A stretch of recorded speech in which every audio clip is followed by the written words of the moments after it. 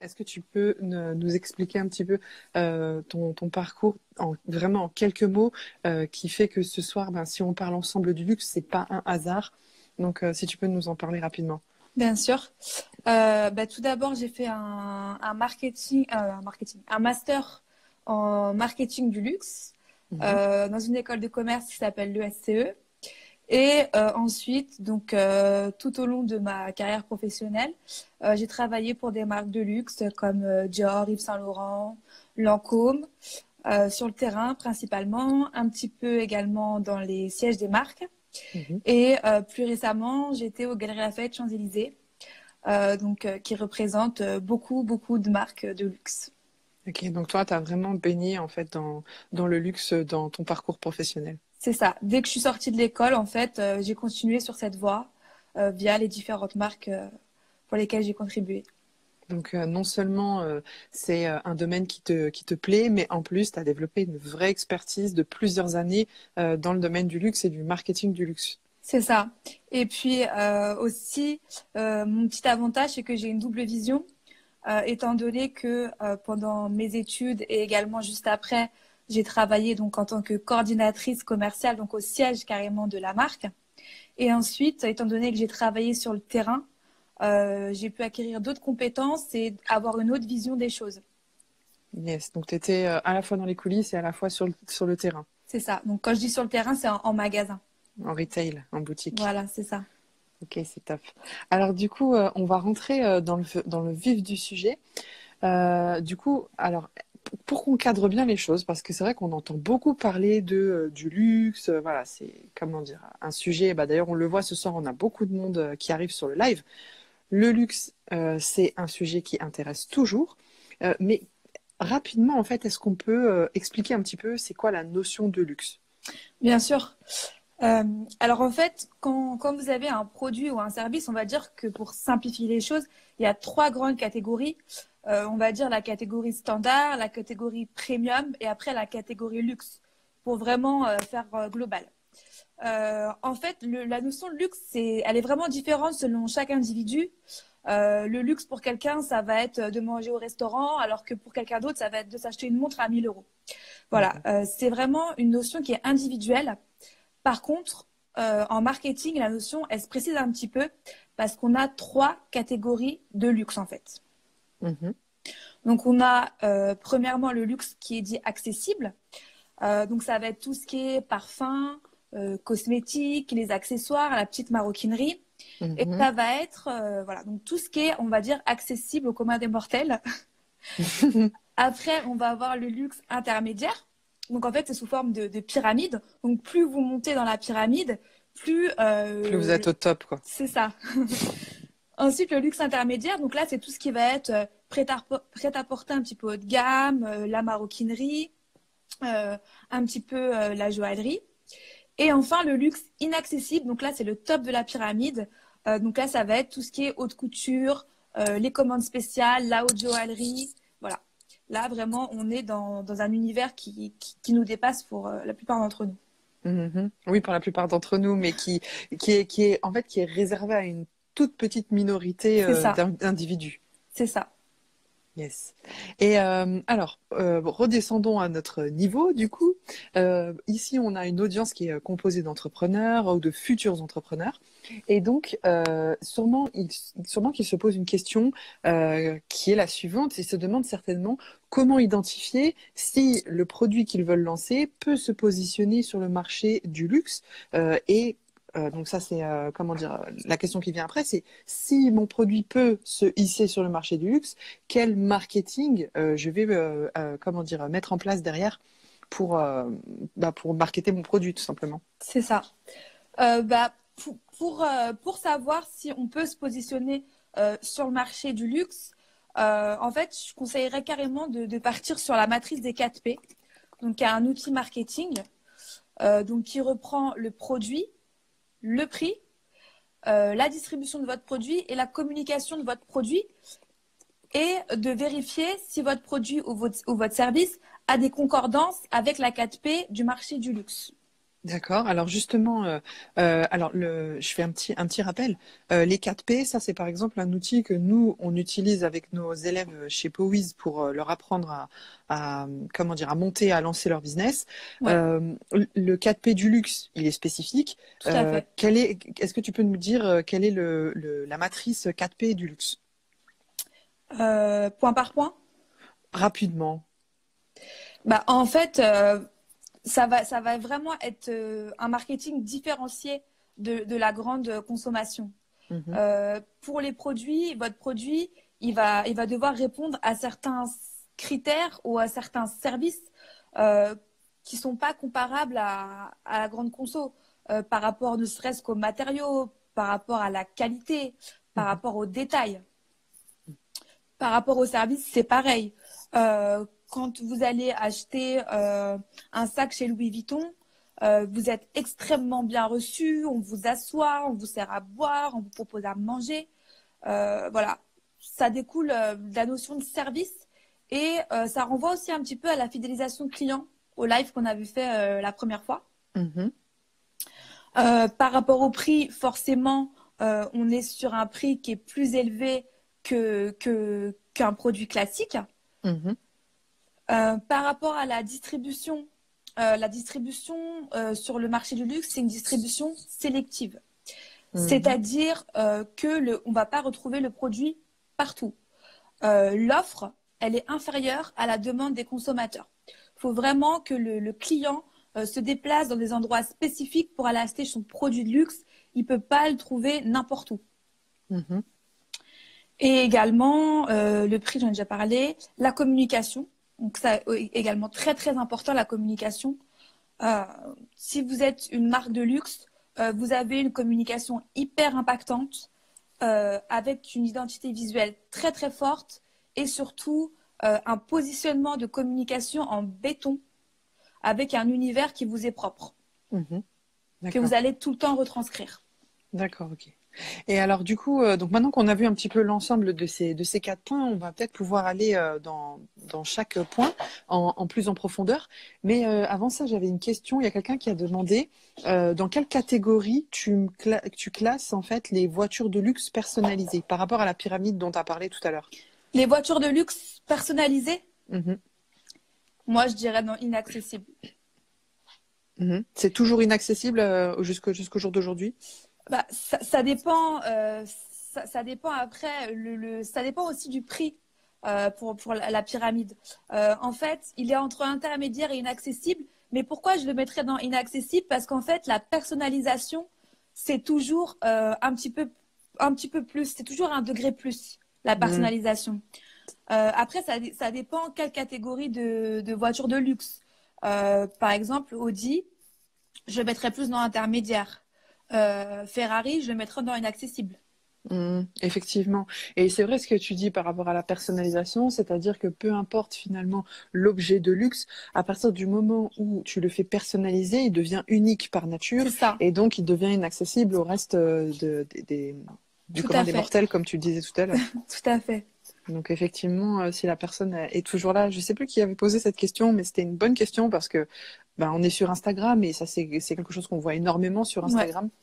Donc forcément, ça nous questionne aussi dans notre quotidien. Alors pour revenir donc un peu plus en détail sur comment identifier si votre produit peut se positionner sur le marché du luxe et par conséquent comment on va adapter le marketing. Donc déjà, est-ce qu'on peut creuser un petit peu la partie produit? bien sûr. Alors, la partie produit, donc comme je disais, si vous voulez vous positionner sur le marché du luxe, votre produit ou votre service, il se doit d'avoir une excellence par rapport aux autres, où il se vaut, où il doit être équivalent en termes d'excellence par rapport aux autres. Alors du coup, j'ai une question qui me vient là tout de suite moi-même. Est-ce que tu penses que pour une première entreprise, on peut se lancer dans le luxe quand on n'a jamais été entrepreneur avant, étant donné qu'il faut un produit ou un service d'excellence? Alors, c'est vrai que le luxe, pour les créateurs que les clients, c'est assez difficile d'accès. Après, moi, je dirais que par exemple, pour les créateurs, on voit beaucoup de créateurs en ce moment qui lancent leur marque de prêt-à-porter, de bijoux, etc. et qui ont quand même un positionnement assez luxe avec des prix assez luxe. Je dirais pas qu'on peut tout de suite se propulser dans l'univers du luxe, mais on peut peut-être passer avant par le premium. Le premium, c'est encore un petit peu différent. Mhm. Le premium, on va dire que ça va être l'étape intermédiaire. Si je peux vous donner un exemple hyper simple en prêt-à-porter, si je vous dis luxe, allez, Céline, Balmain, Balenciaga. Si je vous dis premium, Maje, Sandro, Zadig et Voltaire. Et si je vous dis standard, Zara, H&M, Mango. En fait, se propulser tout de suite quand on n'est pas connu dans l'univers du luxe, bah, c'est vrai que ça, c'est possible, mais en fait, c'est par rapport à la clientèle. Parce que le luxe, c'est quand même la conquête de sa clientèle. Plus qu'ailleurs. Ouais, plus qu'ailleurs, forcément. Le client, dans le domaine du luxe, c'est le centre de la chose. On met le client tout le temps au milieu dans le luxe. Ouais, et si tu n'as pas de client, bah, c'est compliqué. Forcément. Donc, du coup, pour une première entreprise, si je résume, hein, pour une première entreprise, il vaudrait mieux commencer par un positionnement, comme on a dit, premium, Ouais. pour pouvoir un petit peu se faire connaître. Et puis, je pense aussi pour travailler son niveau d'excellence, parce que C'est je pense ça. il me semble qu'on ne devient pas un excellent entrepreneur ou une excellente marque du jour au lendemain. Non. D'ailleurs, les maisons de luxe qu'on connaît, elles ont un savoir-faire qui est parfois qui remonte comment dire, à plus de 100 ans. Il y a certaines maisons de luxe qui sont, comment dire, maintenant plus centenaires. Elles sont intemporelles, en fait. Oui. Et pour devenir intemporel, forcément, il faut du temps. Bien sûr. Après aussi, ça dépend. Ça fait combien de temps que vous travaillez sur votre projet? Je vois par exemple Jacques Mus. C'est un créateur qui a explosé là l'année 2018-2019. Et là aussi, cette année, on n'entend parler que de lui. Mais ça fait des années et des années qu'il essaye de se faire un nom. Mmh. Et il est positionné maintenant en tant que luxe. Il vend des sacs où on peut même pas mettre un téléphone qui coûte 500 euros. Mais pourquoi? Parce que ça fait des années qu'il travaille pour ça. Mmh. Et il a un positionnement aussi qui est nickel. Donc il a été très patient et très persévérant. C'est ça. On a une question intéressante là dans le public. Sister Flower, elle nous demande justement, que penses-tu d'une marque premium avec quelques pièces de luxe? Pour toi, peut-on faire les deux? Oui et non, en fait. Euh, pour moi, quand on est positionné sur un marché, on est positionné sur un marché, d'autant plus quand on est une petite marque. Quand on est une grande marque, on peut se permettre d'avoir, entre guillemets, plusieurs segments pour pouvoir cibler plusieurs clientèles, mais parce qu'on a les moyens de le faire. Mhm. Mais après, quand on est une petite marque, commencer à s'éparpiller, je trouve pas que c'est une bonne idée. Et c'est vrai que c'est une erreur que font beaucoup de jeunes porteurs de projets ou de futurs entrepreneurs. C'est que justement, ils n'ont pas une bonne notion, une bonne compréhension des segments de marché, Ouais. alors que un segment égale une cible et que quand on démarre, c'est super important, qu'on soit dans le luxe, dans le premium ou dans n'importe quel comment dire, créneau d'ailleurs, c'est super important de travailler son cœur de cible. Tout à Et fait. que, comme tu l'as dit, si on commence à s'éparpiller, eh bien même vu qu'on n'est pas connu, vu qu'on n'a pas de notoriété, ça va être même très difficile de s'en créer une, puisque il y aura pas de lisibilité en fait de notre offre et de notre cible. C'est ça. Mais comme tu l'as dit, le cœur de cible, c'est l'essence de tout.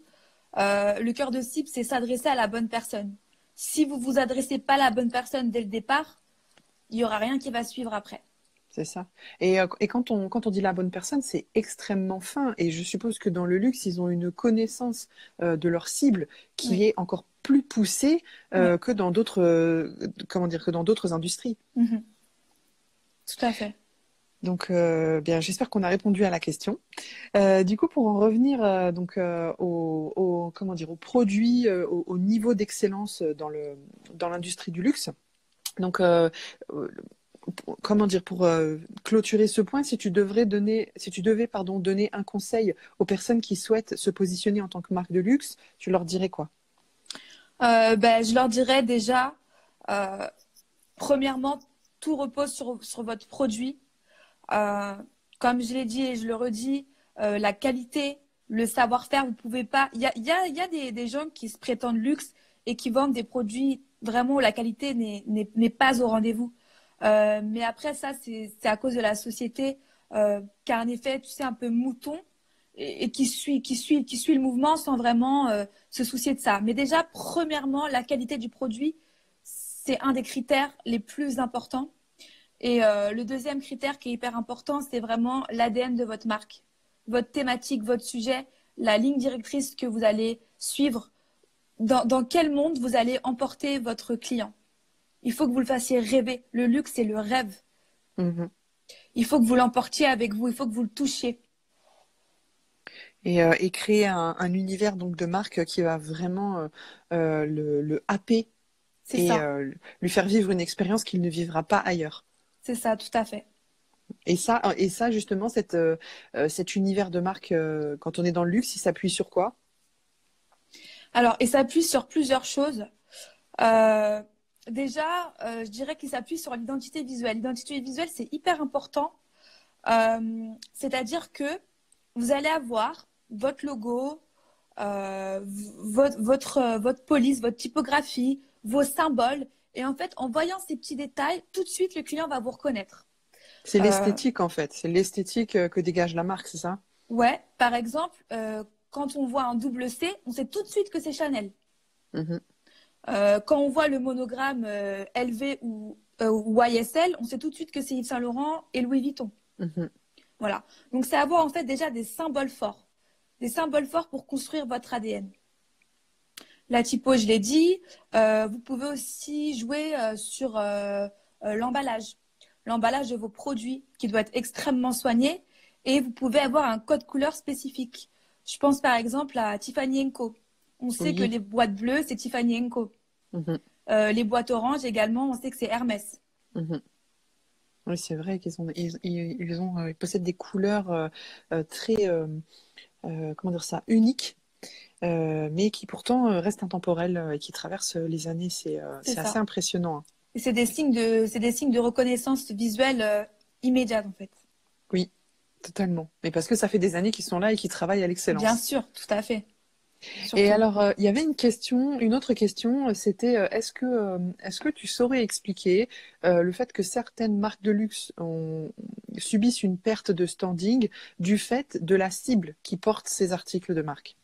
Donc, on pense à Gucci, on pense à... Voilà. Oui, oui. Alors justement, ça c'est un sujet qui est hyper actuel.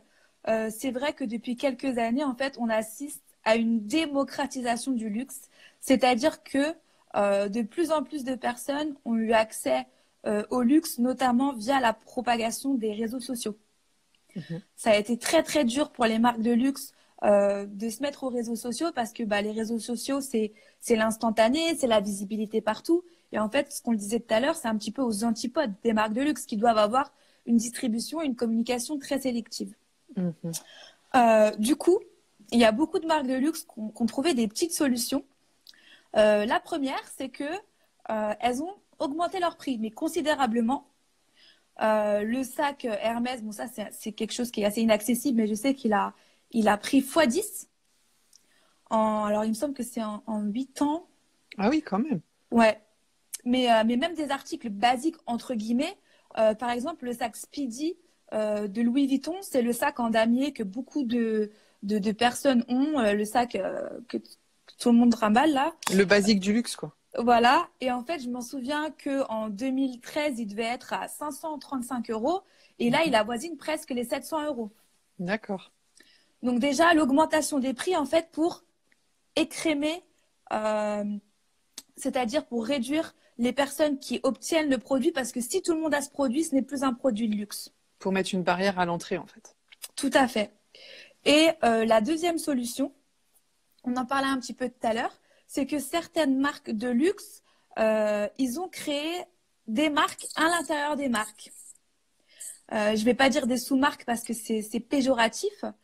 Euh, comment dire? Alors, par exemple, il y a Chloé qui a créé Mhm. sa marque de maroquinerie Si by Chloé. Les Mhm. prix sont beaucoup moins chers et beaucoup plus accessibles. On peut dire que c'est du Chloé, mais en même temps, non, c'est pas du Chloé 100%. C'est du Si by Chloé. Mhm.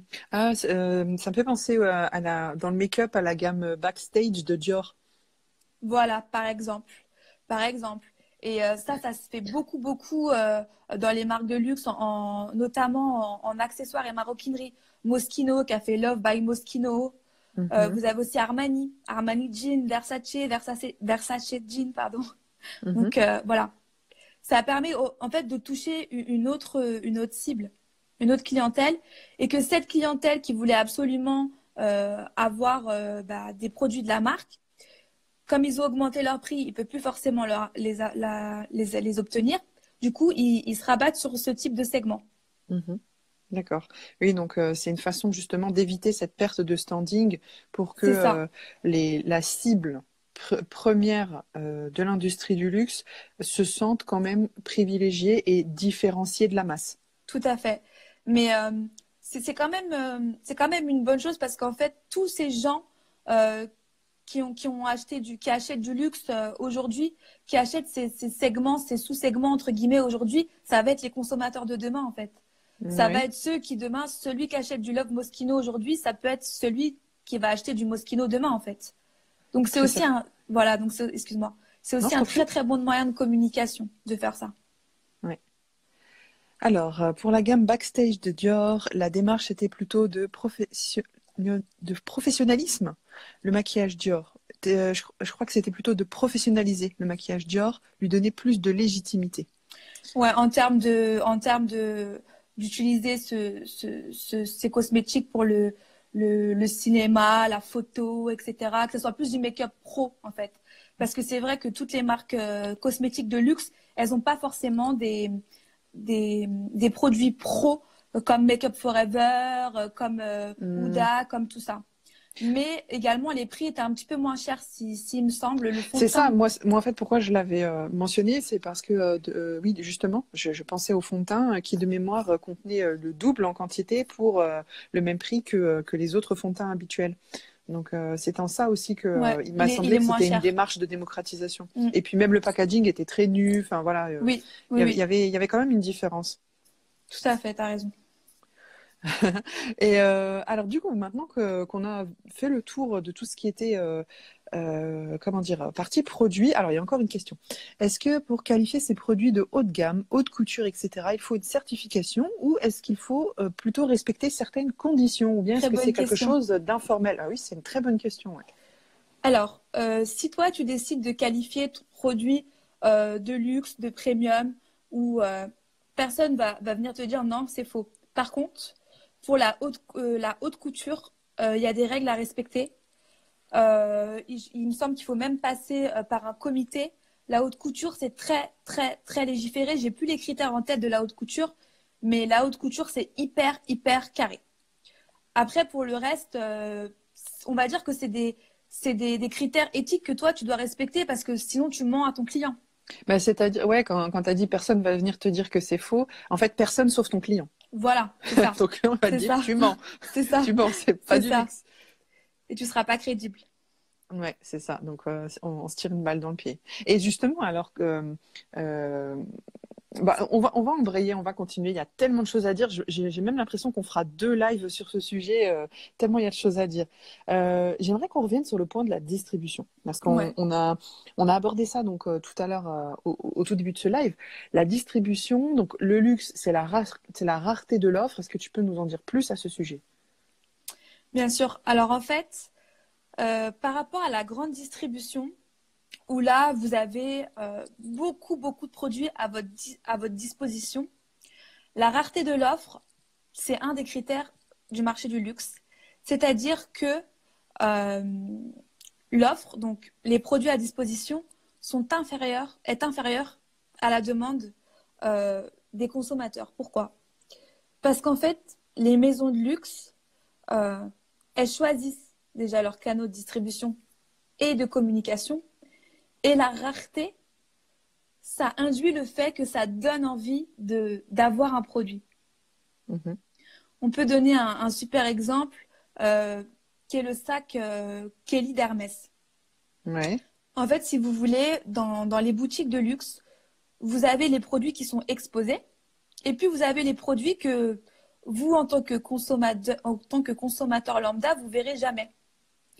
Ils sont à l'arrière de la boutique, ils sont réservés pour les commandes spéciales, donc luxe top.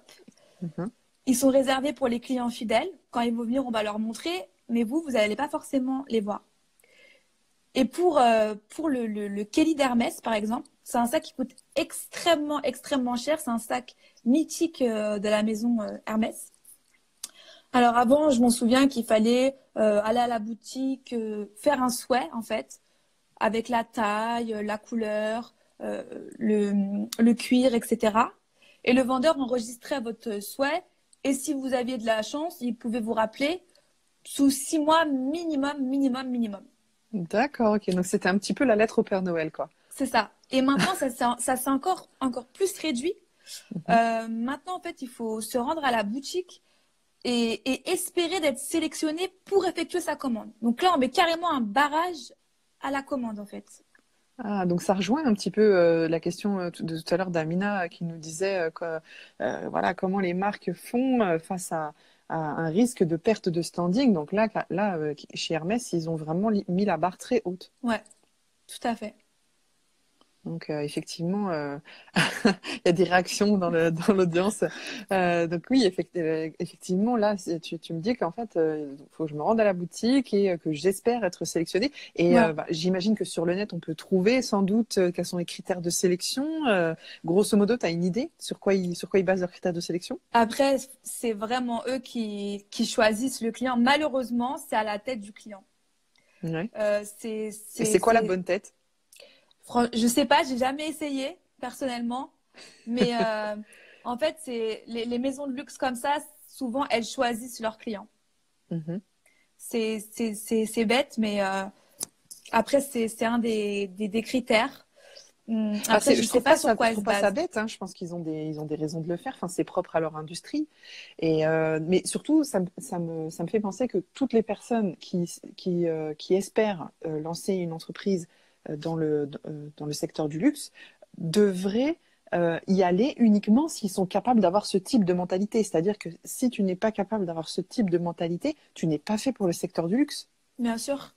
Et quand on parlait tout à l'heure aussi de marques qui se lancent dans le luxe, pour restreindre l'offre, entre guillemets, il y a aussi le principe de faire des petites séries, des éditions limitées, produire certaines pièces en édition limitée. Ça aussi, c'est une forme de luxe.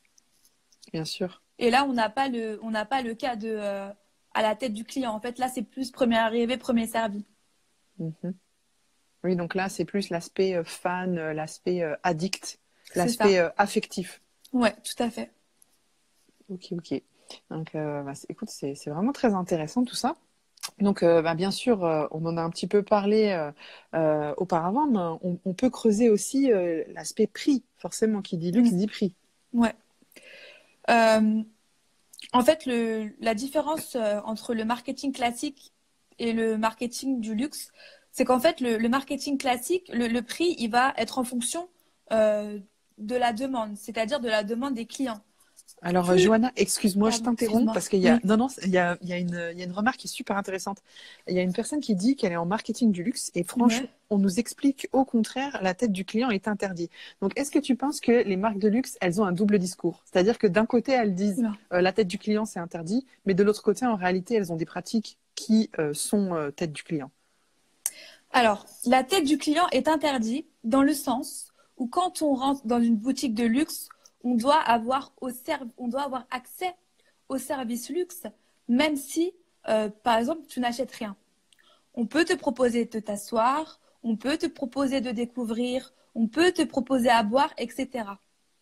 Par contre, ce que tu sais pas, c'est qu'on va pas te proposer ce qu'il y a dans la réserve. Si tu veux acheter quelque chose, que tu n'es pas un client à but, on va pas te proposer ce qu'il y a derrière.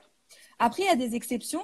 Moi, je sais que je connais quelqu'un une fois qui voulait acheter un article Gucci, un portefeuille ou un sac, je sais plus.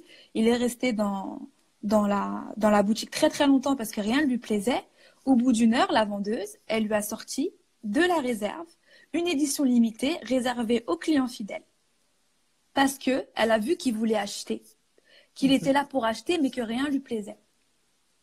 Et là, c'est un peu une exception qui confirme la règle. Donc, c'est à la tête du client, oui et non. On va vous servir, on va vous faire, vous montrer que vous êtes le roi. Vous faire vivre une expérience. On va vous faire vivre l'expérience, tout à fait. Mais après, en termes de distribution des produits, là, c'est plus sélectif. D'accès aux produits, quoi. C'est ça. En termes d'accès aux produits, c'est plus sélectif. Yes. Donc ouais, donc tu vois, c'est tout un, comment dire, c'est tout un univers avec des codes et avec beaucoup d'implicites, j'imagine aussi. C'est ça, tout à fait. Alors, il y a plein de questions, c'est cool. Donc, bonsoir, je ne sais pas si la question a déjà été posée. À partir de quelle gamme de prix, pour du vêtement par exemple, peut-on qualifier sa marque du luxe? Bah, justement, on commençait à parler du prix, donc ça tombe bien. Yes. Alors, pour répondre directement à la question, pour le prix, à partir de combien on peut se qualifier comme luxe, il faut faire une étude concurrentielle. Il faut regarder par rapport aux concurrents. Il faut regarder déjà par rapport à tes coûts, toi. Est-ce que tes coûts vont être bas? Est-ce que tes coûts vont être hauts? Comment toi, tu vas fixer ton prix? Et par rapport à un autre critère que tu peux choisir, qui peut être la qualité ou un autre critère. Il faut absolument regarder par rapport à la concurrence. D'accord. Merci pour ta réponse, Johanna. Alors, on a une autre question. Bonsoir, salam alaikum. Lorsque l'on n'est pas encore connu une nouvelle marque, mais que l'on veut mettre notre produit dans le secteur du luxe, comment faire pour que le client nous fasse confiance? Ça, c'est un travail de longue haleine. Ah oui, on a parlé de Jacques Mus en début. Il a passé combien d'années avant d'être connu, à ton avis? Franchement, je sais pas, mais je sais qu'en 2015, il avait déjà sorti une petite collection et personnellement, moi, je le connaissais pas du tout encore. Je l'ai connu qu'en 2018, il me semble. Donc, en fait, c'est un travail de longue haleine, voilà. Persévérer, proposer des produits de qualité, rester sur son axe, ne pas dévier, ne pas tout le temps tourner sa veste, voilà. Être force de proposition.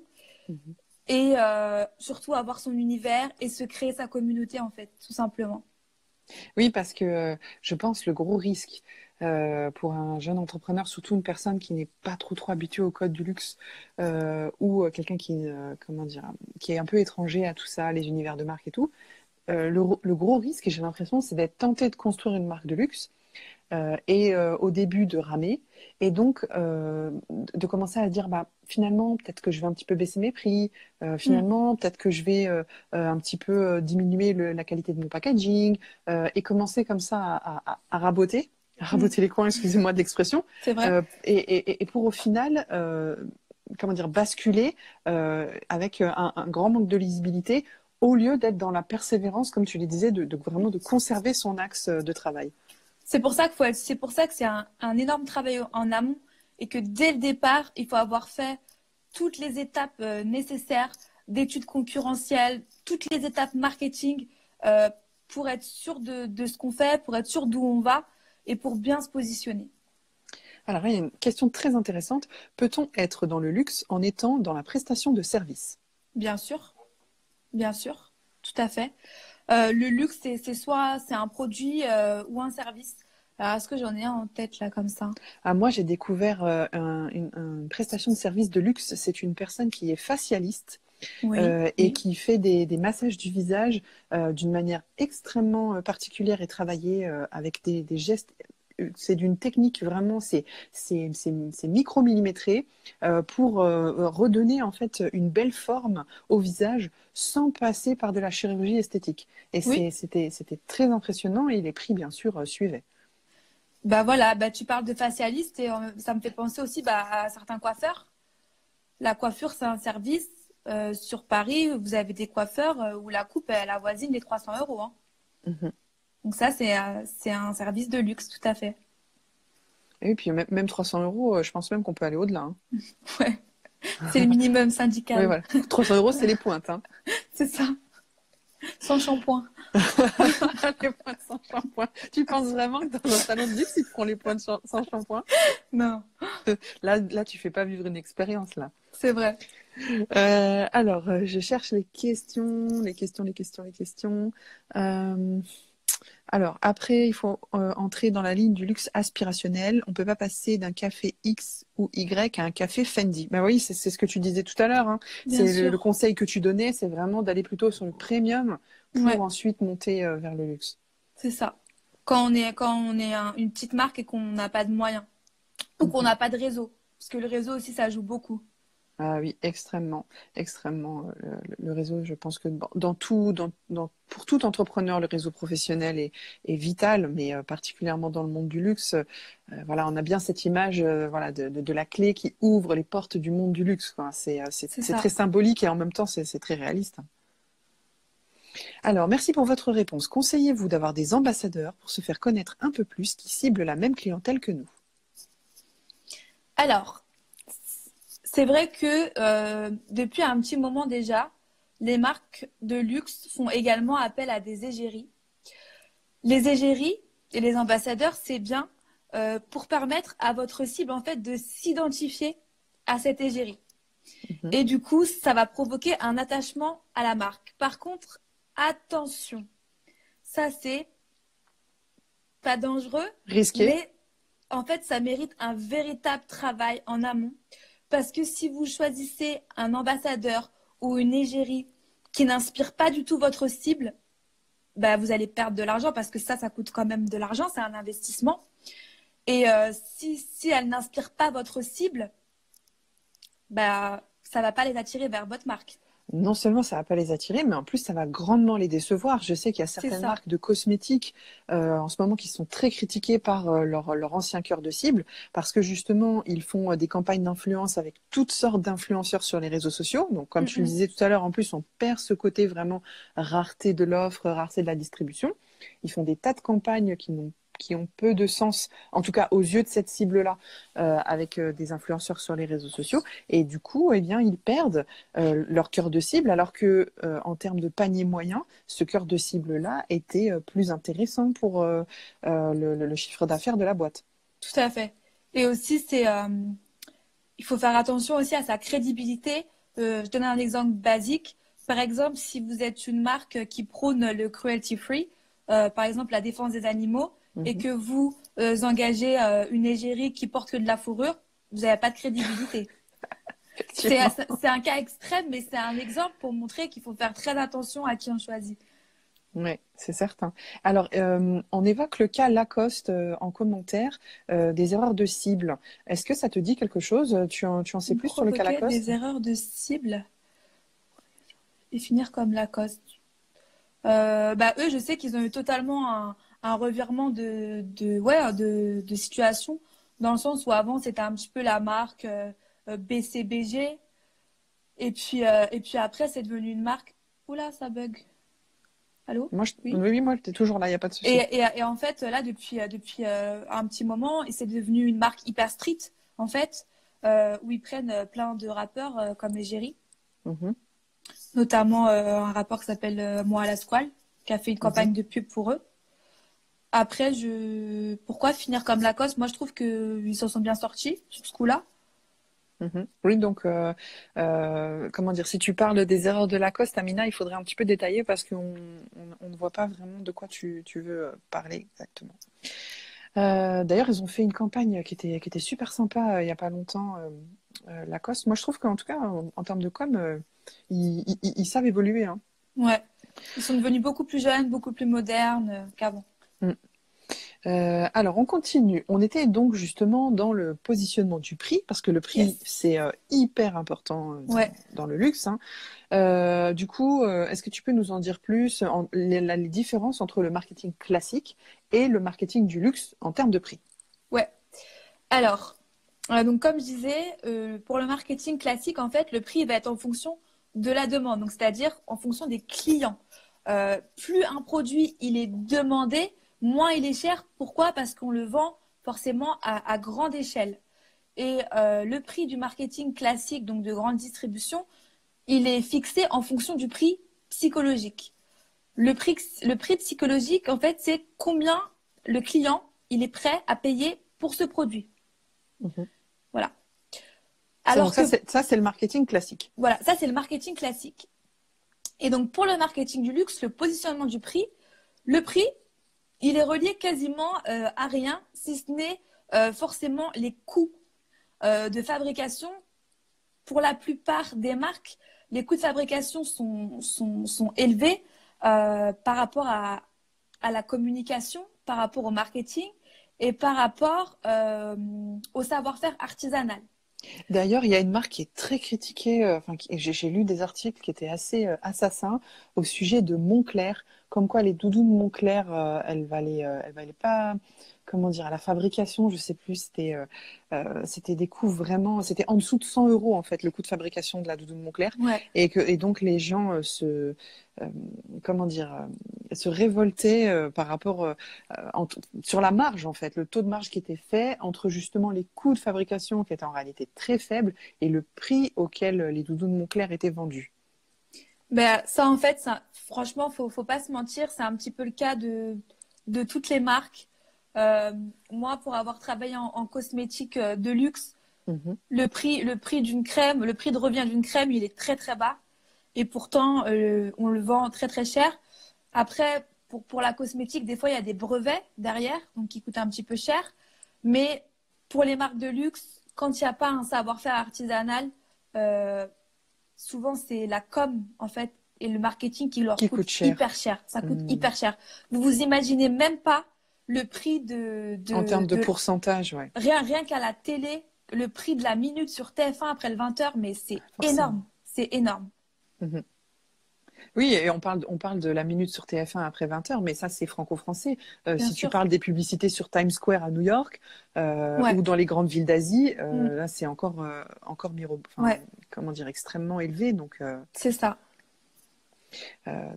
Ok, donc on continue sur cette lignée. Le positionnement du prix dans le marketing du luxe, donc tu me disais, c'est un prix Donc, qui n'est relié à rien, à part le euh, coût, à part le coût de euh, fabrication et le coût surtout le coût du marketing, quoi, le coût de c'est la ça. pub, le coût de la C'est com, ça. le coût de l'égérie, le cachet de l'égérie et tout ça. C'est ça. Et après, les critères du prix concernant les objets qui sont en rapport avec le marketing du luxe, bah, ça inclut tout le temps une notion de privilège, forcément, parce que c'est Mhm. cher. Euh, et le prix est quasiment tout le temps supérieur à la valeur perçue par le client, parce qu'en fait, c'est un prix qui est souvent déconnecté de la vie réelle. À Mhm. combien vous estimez un bracelet en or si vous pensez que vous allez l'acheter 300 euros, en fait, ça se trouve, il vaut le double. Mhm. Voilà. Ok. Et du coup, tu nous as parlé de la notion de privilège. Donc, il faut vraiment que le prix envoie un message, en fait. Le C'est ça. prix envoie un message de privilège. Alors, c'est pas vrai pour tout le monde, malheureusement. C'est très rare. Mais comme j'ai vu tout à l'heure dans les commentaires, oui, il y a des marques qui se positionnent comme premium et comme luxe alors qu'elles ne le sont pas du tout. Ça, c'est une grande erreur. Mais pour la plupart du temps, en fait, vous payez aussi le service. Vous allez payer cher, mais on va vous traiter comme un roi, ça c'est sûr. Oui, sinon, de toute façon, comme on le disait au début du live, c'est les clients qui vont finir par dire bah non, vous n'êtes pas une marque de luxe. C'est ça, Et tout à fait. donc il n'y aura pas de développement à long terme, il y aura pas d'existence à long terme de cette marque, alors que les grandes maisons de luxe, justement, sont intemporelles et traversent les âges. Yes. Donc justement, bah, on parlait du prix et donc de l'impact dans la communication dans le prix. Est-ce que tu peux nous en dire plus justement en termes de communication? Donc la communication, ça fait partie du marketing, hein, je le rappelle. Les gens confondent, enfin, les personnes qui n'ont pas étudié ces domaines-là, qui n'ont pas étudié le marketing, qui n'ont pas fait des études de com, qui ne sont pas familiers, pardon, avec ces domaines-là, mélangent beaucoup ce qu'est le marketing et la com. Donc C'est la ça. communication fait partie du marketing et le marketing englobe un certain nombre de choses, dont la communication. Ouais, tout à fait. Alors, comme je l'ai dit tout à l'heure, dans la com, il y a plein d'éléments, bah, déjà, qui sont les éléments d'identité visuelle. Je vais pas revenir dessus, mais il y a déjà ça. Et on n'en a pas parlé, mais dans la com, en luxe, il y a un truc hyper important, c'est le vocabulaire et le ton employé. Mhm, Euh, Quand vous rentrez dans une boutique de luxe, on va pas vous parler de la même manière que si vous rentrez chez Zara. mhm, Euh, Si vous voulez que je vous donne des exemples, par exemple, dans le luxe, on dit pas chaussures, on dit souliers. mhm. On dit pas entreprise, on dit maison. On dit Mhm. pas bijoux, on dit joaillerie. En fait, il y a un vocabulaire et il y a un ton qui est employé, bah, qui induit tout de suite en fait une notion de luxe. Mhm. Et ça, c'est hyper important. C'est hyper important et c'est ce qu'on inculque en fait aux vendeurs. Euh, il y a aussi toute une gestuelle, il y a aussi tout un art, même par rapport aux vêtements qu'ils portent. En haute parfumerie, par exemple, pour prendre les parfums, ils mettent un gant. Mhm. Outre le ton et le vocabulaire employés, pour la communication, donc on a parlé des égéries, mais vous avez les marques qui font de luxe, bien sûr, qui font une utilisation massive en fait du storytelling. Ah oui, bien sûr, le storytelling. Alors, juste pour revenir sur ce que tu disais, donc par rapport donc au vocabulaire, donc on a vu que dans la communication, il y avait toute l'identité visuelle qui était importante. Tu as ajouté aussi le point du vocabulaire. Donc, encore une fois, comme je le disais tout à l'heure, comment dire, mon impression, c'est que on ne devrait se lancer dans le luxe que si on a quand même déjà une appétence pour cet univers-là et qu'on est capable aussi d'évoluer dans cet univers-là. Je Ouais, pense que c'est pas uniquement le fait de se dire je vais faire un produit d'excellente qualité et je vais le vendre à un prix très élevé à une cible bien particulière. Il y a aussi ce côté, est-ce que je suis capable d'intégrer l'industrie du luxe et c'est ça. de naviguer au milieu de ces, comment dire, de ces poissons-là qui sont différents des autres poissons. Ouais. En fait, voilà, comme dans chaque univers, il y a des codes à respecter. Après, il faut se les approprier et comme tu l'as dit, est-ce qu'on est capable de les utiliser sur du long terme? Mhm, Après, c'est pas parce qu'on travaille dans l'univers du luxe qu'au quotidien, on doit avoir une personnalité guindée, tu vois. mhm, En fait, c'est mhm, vraiment rentrer dans la peau d'un personnage. Moi, quand je travaillais pour Lancôme ou pour les Galeries Lafayette Champs-Élysées, moi, j'ai une personnalité, voilà, je suis comme je suis. Euh, voilà, quand j'étais dans mon rôle, quand je présentais un parfum, voilà, j'étais dans un rôle et je me devais bah, d'avoir le discours qu'elle a avec et l'attitude. oui, d'ailleurs, vous n'étiez pas des vendeurs, vous étiez des personal stylists, c'est Tout ça? à fait, tout à fait. J'avais retenu ça, C'est ça vrai. m'avait Et beaucoup marqué. c'est vrai, tu as raison. En plus, j'ai dit vendeur, mais souvent, les marques de luxe, donc, ils se disent ambassadeurs, Ah, la plupart du génial. temps. Ouais, Oui, donc tu vois, tout ça, c'est des choses, quand on veut lancer une entreprise et qu'on veut la positionner sur le secteur du luxe, il faut être capable non seulement d'apprendre, mais en plus de comprendre, mais surtout d'appliquer. Et ça, en fait, si tu n'as pas cette appétence, si tu n'as pas ce goût du luxe et de son univers, ça sera extrêmement difficile à tenir. En fait, la crédibilité, elle va être entachée parce que les gens qui sont habitués à cet univers, s'ils viennent vers toi et qu'ils se rendent compte que ce n'est pas, tu n'es pas profondément ancré dans leur code, ils vont te détecter tout de suite. ouais. On dirait une secte, ça donne pas trop envie de jouer un rôle. Je lisais ça aussi en même temps. Bah, après, c'est pas, on dirait une secte, c'est, comment dire, si tu as en face de toi, moi, j'ai eu en face de moi des clients qui m'achetaient pour 5 000 € de parfum. Je peux pas aller les voir entrer dans des pieds, tu vois. C'est pas question de jouer un rôle, en fait, c'est question de, bah voilà, De s'adapter. voilà, il faut s'adapter. Et même que je dis ça, mais même que le client t'achète 5 000 € ou 4 €, en fait, tu es dans un univers et tu vends des beaux produits et tu te dois bah, de respecter les codes qui vont avec. Après, c'est vrai que c'est pas facile tous les jours et c'est vrai que ça plaît pas à tout le monde. Oui, parce que tu es un prolongement du produit, en fait. C'est ça. En fait, on est les ambassadeurs, c'est vraiment les premiers, euh, la première chose, entre guillemets, chose que les clients voient. En fait, ils rentrent dans le magasin, avant Mhm. d'aller vers les produits, vers l'étalage, ils vous voient vous. Donc, s'ils rentrent dans le magasin et que vous êtes avachi comme ça, que vous n'êtes pas avenant, bah, ça donne même pas envie, en fait. Mhm. Alors, il nous reste quelques petites minutes avant la fin de ce live, je dirais environ 5 6 minutes. On a une question qui nous est posée. Est-ce que tu as pu travailler avec ton voile?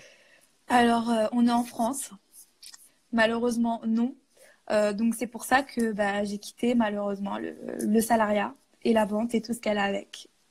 Et donc, nous avons eu la chance de t'accueillir chez Powiz. Tout à fait. C'était une vraie chance pour, pour toi et nous de se rencontrer comme ça à ta sortie de l'univers du luxe. Ouais. Comme ça, tu es venu mettre à profit toutes tes connaissances et toute ton expertise chez Powiz pour pour aider les futurs entrepreneurs qui veulent se lancer. C'est ça. C'est top. Alors, du coup, on était sur les marques de luxe et leur univers. Si on peut terminer rapidement sur ces petits points-là, parce que je crains que le live coupe comme la dernière fois. Et si vous êtes très motivé, eh bien, on refera un live encore sur le luxe, le marketing du luxe et les thématiques qui y sont reliées. Ouais. Donc, du coup, je parlais en fait du storytelling. Donc, pour ceux qui ne savent pas, le storytelling, c'est un terme marketing.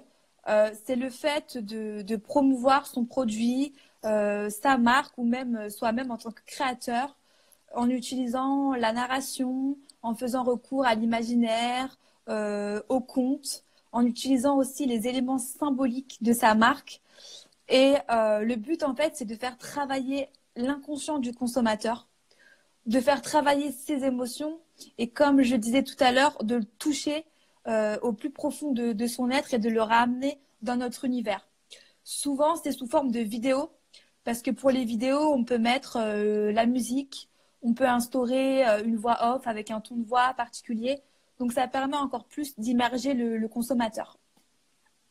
Yes, oui, le storytelling, la communication narrative, Yes. effectivement, c'est extrêmement utilisé dans les marques de luxe et forcément, comme ils ont les moyens de le faire, ils le font très très bien. C'est-à-dire que c'est très beau, en fait, c'est du très beau storytelling. On fait tous du storytelling. Le storytelling, c'est un outil de communication qui est à la portée de tout le monde, mais quand on a les moyens d'une maison de luxe, on fait quelque chose de grandiose. Tout à fait.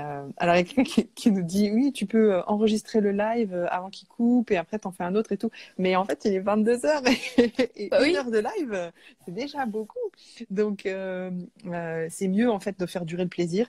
Et ça sera beaucoup plus sympa si on reprogramme un autre live pour continuer, si la thématique vous a plu. En tout cas, je peux lire dans les commentaires que ça vous plaît, que ça vous enchante. Donc, je crois, Johanna, que tu as su nous faire entrevoir un petit peu l'univers du luxe et à travers le prisme du marketing.